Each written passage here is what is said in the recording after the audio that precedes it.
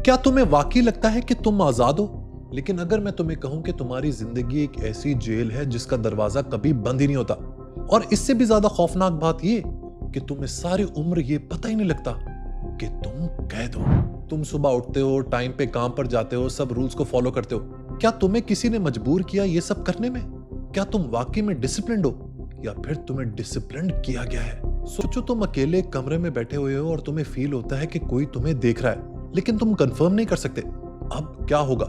तुम बिल्कुल सीधे बैठ जाओगे। तुम अपनी हरकतों को, अपनी एक्टिविटीज को कंट्रोल करोगे, सिर्फ इसलिए कि शायद कोई देख ना ले। अब जरा सोचो कि अगर पूरी जिंदगी तुम इसी एहसास के साथ जियो तो तुम्हारी जिंदगी कैसे होगी? Welcome to the real world. यहाँ कोई तुम पर चिल्लाता नहीं, कोई तुम्हें सजा नहीं देता, लेकिन फिर भी तुम सारे रूल्स फॉलो करते हो, सिस्टम के अंदर रहते हो और कभी भी उसको बाईपास करने की कोशिश नहीं करते। और अब तुम्हें बताता हूँ सबसे दिल दहला देने वाली बात। ये सब तुम इसलिए नहीं कर रहे क्योंकि कोई आंख तुम्हें बाहर से देख रही है। ये आंख बाहर नहीं, ये आंख अब तुम्हारे अंदर है।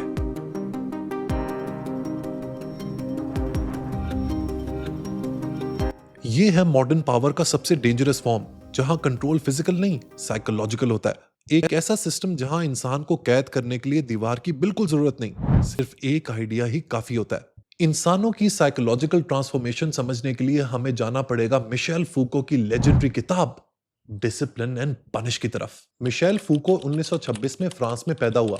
वो 20वीं सदी के उन स्कॉलर्स में से था जिन्होंने सोसाइटी, पावर और नॉलेज के कॉन्सेप्ट्स को बिल्कुल नए तरीके से समझा। फूको सिर्फ एक फिलोसोफर नहीं, बल्कि एक रिसर्चर और थिंकर था जो हर चीज को सरफेस लेवल पर एक्सेप्ट करने की बजाय उसके पीछे छुपा हुआ स्ट्रक्चर और साइकोलॉजी को समझने की कोशिश करता था। मिशेल फूको ने कुछ कमाल की किताबें लिखी हैं, जैसे कि madness and civilisation, The Birth of the Clinic, The Order of the Things, and The History of Sexuality।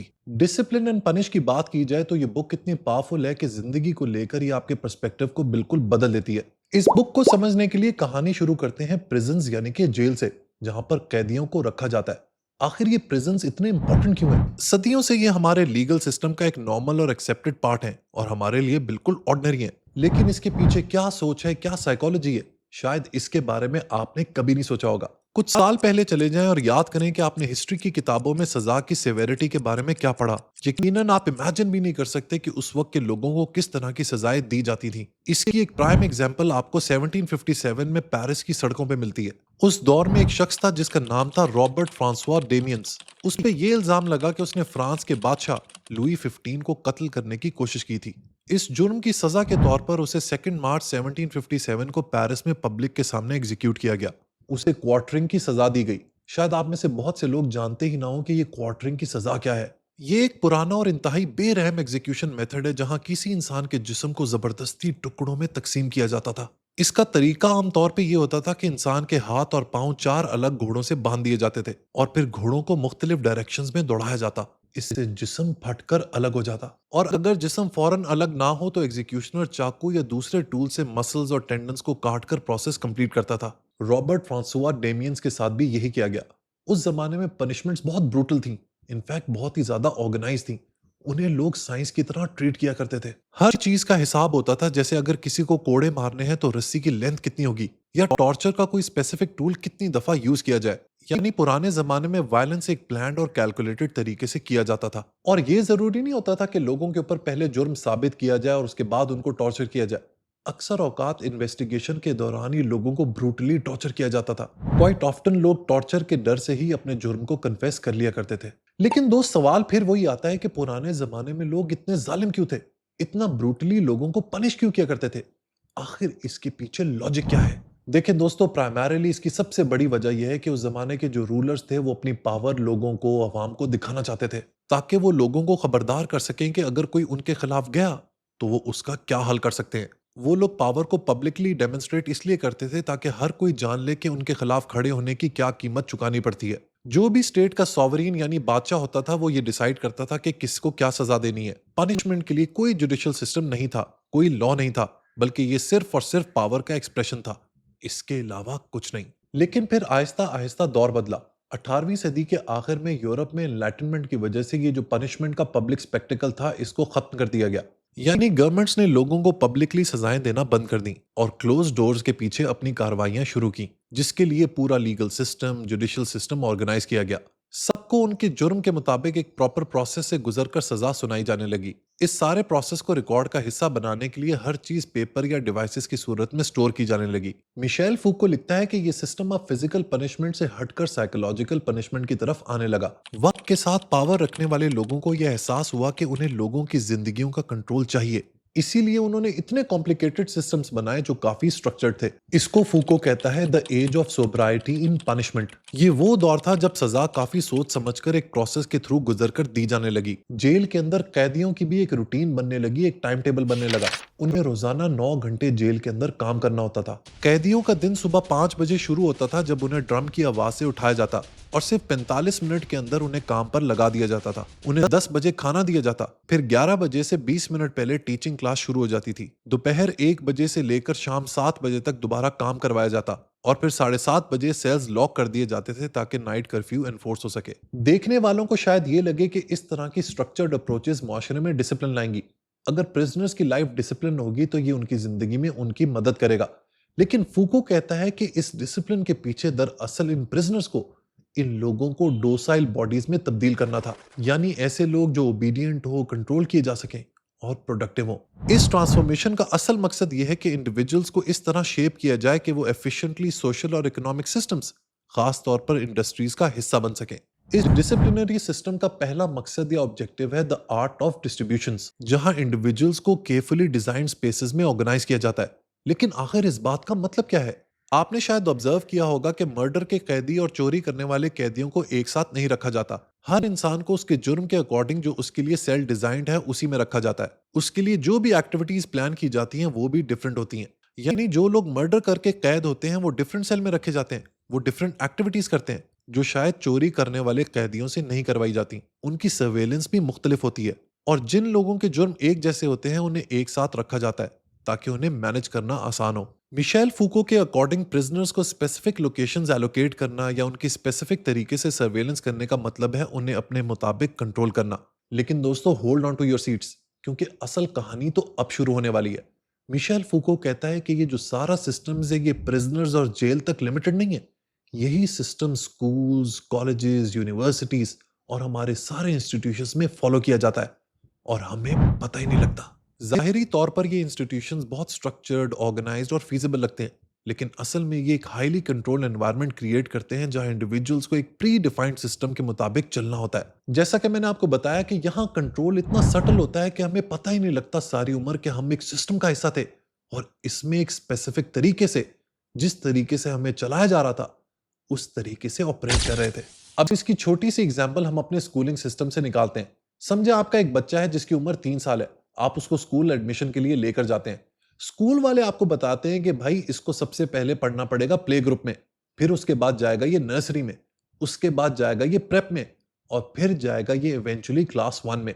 लेकिन आप उस स्कूल के प्रिंसिपल से आर्गुमेंट करते हैं कि भाई मेरा बच्चा ऑलरेडी प्ले ग्रुप, नर्सरी और प्रेप का सिलेबस घर पर पढ़ चुका है, उसका एप्टीट्यूड भी अच्छा है, वो बच्चा लैंग्वेज को भी समझना शुरू हो गया है, उसकी मोटर स्किल्स भी अच्छी हैं, तो व्हाई नॉट उसको इमीडिएटली क्लास 1 में डाल दिया जाए। लेकिन प्रिंसिपल कहता है भाई सिस्टम सिस्टम फॉलो किया जाएगा। आपका बेटा जितना मर्जी जीनियस हो, उसको सिस्टम के तहत गुजर के इवेंचुअली क्लास 1 तक पहुंचना होगा। अगर आप इस बात से अग्री करते हैं तो आपके बच्चे को स्कूल में एडमिशन मिल जाएगा, एंड इफ यू डोंट तो फिर आप अपने बच्चे को घर पर ही पढ़ाएं। आजकल तो सिस्टम इतना नॉनसेंस हो गया है, इवन इन पाकिस्तान के बच्चे की पैदाइश के साथ ही उसकी एनरोलमेंट स्कूल में कर दी जाती है। कभी आपने सोचा है कि ऐसा क्यों है? बच्चा 6 महीने का होता नहीं कि उसको कहते हैं कि भाई इसको स्कूल भेजो, फिर एक ट्रैक होता है, कराची ग्रामर का अलग ट्रैक है, किसी बड़े और स्कूल का अलग ट्रैक है, और अगर आपने इस ट्रैक को फॉलो किया तभी आपका बच्चा इन प्रेस्टिजियस स्कूल्स में जा सकता है।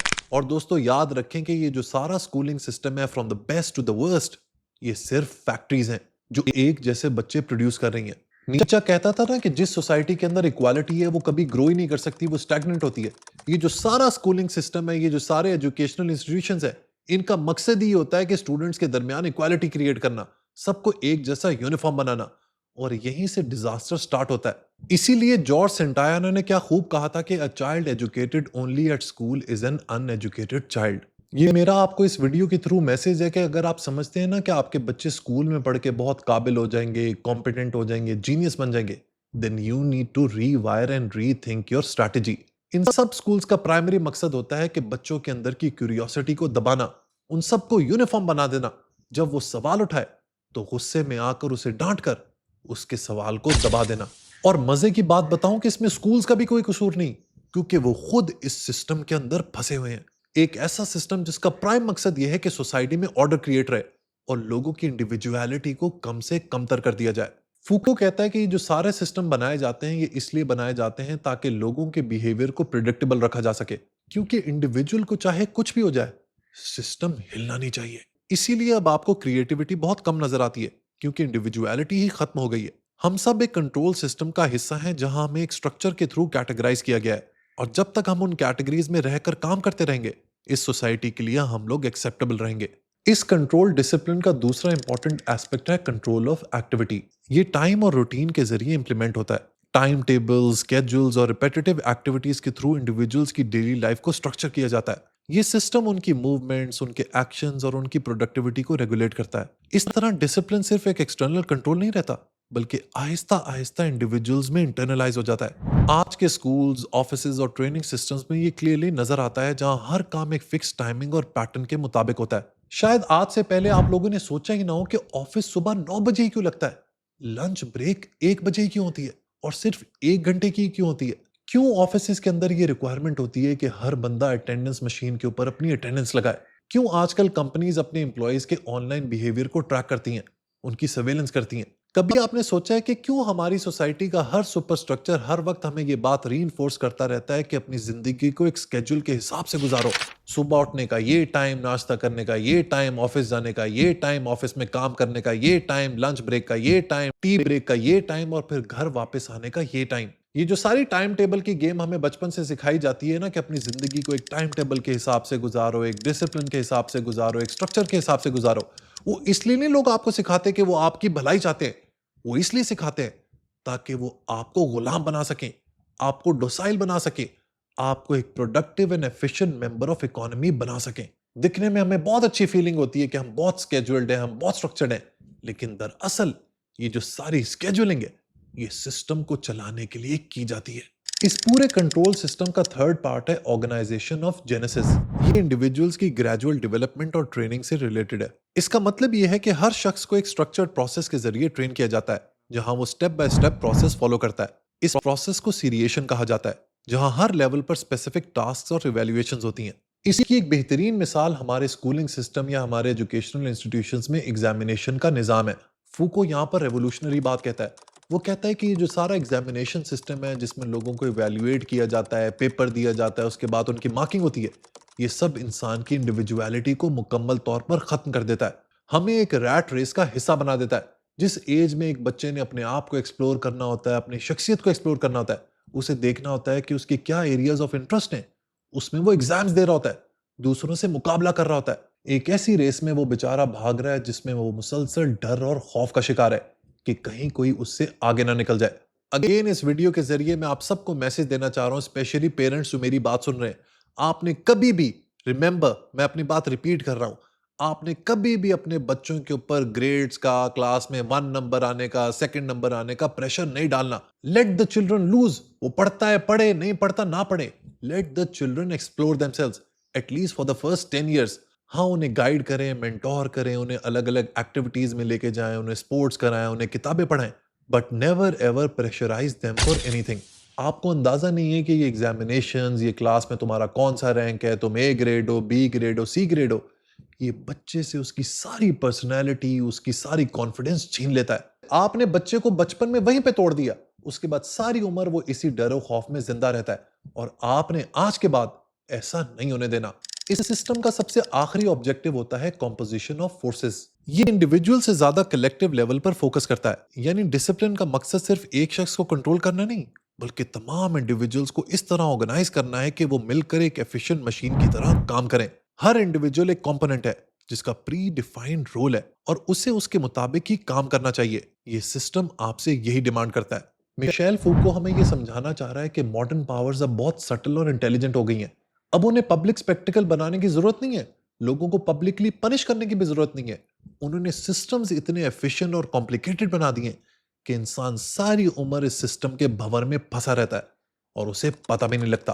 फूको के मुताबिक modern disciplinary power 3 basic principles पर काम करती हैं: हायरार्किकल ऑब्जर्वेशन, नॉर्मलाइजिंग जजमेंट और एग्जामिनेशन। इन तीनों को गहराई में समझना जरूरी है, वरना आपको यह समझ ही नहीं आएगा कि किस तरह आज के मॉडर्न सिस्टम्स लोगों को फोर्स के जरिए नहीं, बल्कि बहुत ही सटल तरीके से डायरेक्ट करते हैं। सबसे पहले है हायरार्किकल ऑब्जर्वेशन, जिसका मतलब है एक ऐसा सिस्टम जहां लोगों को लगातार ऑब्जर्व किया जाता है, लेकिन ये ऑब्जर्वेशन एक स्ट्रक्चर्ड हायरार्की के थ्रू होती है। यानी हर लेवल पर कोई ना कोई ऊपर वाले को रिपोर्ट करता है और नीचे वालों को मॉनिटर करता है। अब शायद आपको ये बात समझ आएगी कि आपके कॉर्पोरेट ऑफिसेज के अंदर इतनी लंबी हायरार्की क्यों होती है। एक लेबर, फिर उसके ऊपर सुपरवाइजर, फिर सुपरवाइजर के ऊपर एग्जीक्यूटिव, फिर सीनियर एग्जीक्यूटिव, फिर असिस्टेंट मैनेजर, फिर डेप्यूटी मैनेजर, फिर मैनेजर, फिर सीनियर मैनेजर, फिर डेप्यूटी जनरल मैनेजर, फिर जनरल मैनेजर, फिर वाइस प्रेसिडेंट, फिर एग्जीक्यूटिव वाइस प्रेसिडेंट और फिर सी स्वीट। ये इतनी लंबी चेन, ये इतनी लंबी हायरार्की कायम इसीलिए की गई है ताकि आपके एक्शंस को, आपके डिसीजंस को, इनफैक्ट आपकी सोच को मॉनिटर किया जा सके, सर्वेलेंस की जा सके उसकी, ताकि आप वही करें जो आपसे एक्सपेक्टेड है। इसी तरह अगर आप मॉडर्न ऑफिसेस का डिजाइन देखें तो वो डेलिबरेटली, जानबूझ के इस तरीके से डिजाइन किए जाते हैं ताकि सबकी एक्टिविटीज विजिबल हो। They make sure that every employ is visible so that he और शी कैन बी मॉनिटर्ड। और जहां पर ऐसा मुमकिन नहीं होता, वहां पर क्या लगता है? वहां पर लगता है सीसीटीवी कैमरा। दोस्तों, ये जो सीसीटीवी है ना, ये स्ट्रक्चर और डिसिप्लिन करने वाली सोसाइटी के पास एटॉमिक बॉम्ब है। ये इसलिए नहीं लगाया जाता कि प्रॉपर्टी को प्रोटेक्ट किया जा सके, ये इसलिए लगाया जाता है ताकि लोगों को डराया जा सके और उनसे वैसा ही बिहेव करवाया जाए जैसा कि हम चाहते हैं। दूसरा प्रिंसिपल है नॉर्मलाइजिंग जजमेंट। ये बताता है कि मॉडर्न सिस्टम में लोगों को जज करने का तरीका चेंज हो गया है। अब डिसीजंस किसी एक इंडिविजुअल की मर्जी से नहीं, बल्कि स्टैंडर्ड्स और नॉर्म्स के थ्रू किए जाते हैं। एजुकेशन और मेडिसिन जैसी फील्ड्स में लोगों को ग्रेड्स, रैंक्स और परफॉर्मेंस के जरिए मेजर किया जाता है। इस प्रोसेस में एक हायरार्की क्रिएट होती है जहां नॉर्मल और एबनॉर्मल डिफाइन किया जाता है। जो लोग इस प्री डिफाइंड नॉर्म को मीट नहीं करते, उन्हें करेक्ट किया जाता है। उन्हें बार बार वो टास्क करवाई जाती है तब तक जब तक वो उस टास्क को उस तरीके से नहीं कर लेते जिस तरीके से उसे होना चाहिए। तीसरा और सबसे पावरफुल प्रिंसिपल एग्जामिनेशन है, जो ऑब्जर्वेशन और जजमेंट दोनों को कंबाइन करता है। इस प्रोसेस में इंडिविजुअल्स को केसेस बनाकर प्रेजेंट किया जाता है। हॉस्पिटल्स इसकी बेस्ट एग्जांपल्स हैं, जहां पेशेंट्स डॉक्टर्स की कांस्टेंट ऑब्जर्वेशन में रहते हैं और उनकी कंडीशन का डिटेल्ड रिकॉर्ड रखा जाता है। इसी तरह स्कूल्स में स्टूडेंट्स को हर सब्जेक्ट जैसे अरिथमेटिक्स, स्पेलिंग, हैंडराइटिंग और ग्रामर में टेस्ट किया जाता है ताकि उन्हें मेजर किया जा सके और नॉर्म्स को रीइंफोर्स किया जा सके। ऐसे में एग्जामिनेशन सिर्फ एक नॉलेज का टूल नहीं है, बल्कि एक ऐसा मैकेनिज्म ऑफ कंट्रोल है जिसका कोई नतीजा नहीं निकल रहा। इसके बाद फूको लिखता है that visibility is a trap. आजकल के दौर में हर शख्स वायरलिटी चाहता है, विजिबिलिटी चाहता है, विदाउट नोइंग कि जो वायरलिटी और विजिबिलिटी है, ये दरअसल उसे डिसिप्लिन और पनिश करने के लिए दी जाती है। इस बात को समझते हैं जेरेमी बेंथम के पेनॉप्टिकॉन कॉन्सेप्ट के जरिए। पेनॉप्टिकॉन एक ऐसी बिल्डिंग डिजाइन है जहां सेंटर में एक टावर होता है और उसके इर्द गिर्द सेल्स होते हैं। हर सेल में एक प्रिजनर होता है जो टावर की तरफ एक्सपोज्ड होता है, लेकिन उसे ये पता नहीं होता कि गार्ड उसे देख रहा है या नहीं। इस डिजाइन का सबसे पावरफुल एस्पेक्ट ये है कि प्रिजनर हमेशा ऐसे बिहेव करता है जैसे उस पर नजर रखी जा रही है, चाहे असल में कोई देख रहा हो या नहीं। यहां से अब आपको ये बात समझ आ जानी चाहिए कि मॉडर्न पावर काम कैसे करती है। उसे अब लोगों को फिजिकली कंट्रोल करने की बिल्कुल जरूरत नहीं है। उसने इनफैक्ट लोगों के अंदर एक ऐसा सेल्फ डिसिप्लिन डाल दिया है जिसके तहत लोग अपने आप को खुद कंट्रोल करते हैं। इस सिस्टम ने हमारी जिंदगियों को ऐसे टेक ओवर कर दिया है कि हमें कोई अबनॉर्मैलिटी फील ही नहीं होती। हमें लगता है कि जिस तरह मुआशरे का निजाम चल रहा है वैसे ही तो हमेशा चलता था और हमें भी इसको ऐसे ही चलाना है। यही वजह है कि हम सोसाइटल वैल्यूज को, एग्जिस्टिंग मॉरल फ्रेमवर्क को चैलेंज नहीं करते, उसके खिलाफ कोई क्वेश्चन नहीं उठाते। यही वजह है दोस्तों मुझे फ्रीडरिक नीचे इतना पसंद है।